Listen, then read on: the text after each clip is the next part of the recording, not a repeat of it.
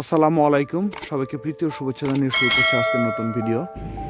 বৃষ্টির পরে আসলে আমার এই বাড়ির পেছনে কীরকম পরিবেশ সেটা আজকে আপনাদেরকে একটু দেখাবো। বৃষ্টির পরে ক্ষেতের এই যে বর্তমান অবস্থা, সব কিছু একেবারে যেন জীবন্ত হয়ে উঠছে। দেখতে পাচ্ছেন বেগুন গাছে দেখতে পাচ্ছেন যে একটা বৃষ্টির একটা ছোঁয়া লেগে আছে। আর এই মরিচ গাছগুলোর কথা না বললেই না, বৃষ্টির ছোঁয়ায় এই মরিচ গাছগুলো একেবারে সতেজ হয়ে গেছে। বেগুনের ফুলের অবস্থা এই যে হলো বাগানের অবস্থা, এই যে হলো বেগুন গাছের অবস্থা। বেগুন কত বড় হয়েছে দেখতে পাচ্ছেন। আসলে এই বৃষ্টির ছোঁয়া বাগানের পরিবেশটাকে একেবারে জীবন্ত করে দিয়েছে।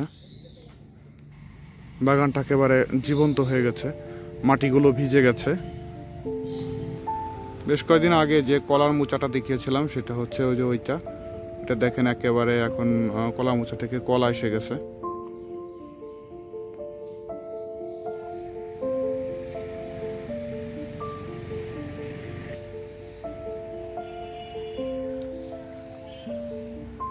যে ডান পাশে আইল ধরে যে কলা গাছগুলো ছিল, কলা গাছগুলো এখন বড় হয়ে গেছে। কলা গাছগুলো এখন অনেক হৃষ্টপুষ্ট। কিছুদিনের মধ্যে সবগুলো কলা গাছে মোচা ছেড়ে কলা আসবে। বৃষ্টির এই সৌজন্যতা আসলে মন ভরে গেল।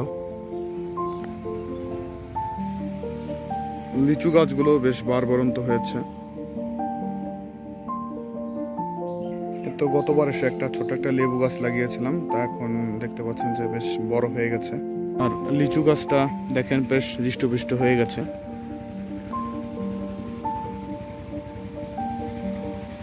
পেয়ারা গাছটার কি খবর দেখতেছিলাম,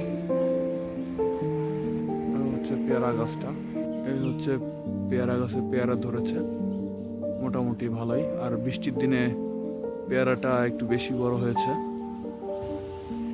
পেয়ারা গাছও বৃষ্টিতে ভিজে গেছে একেবারে।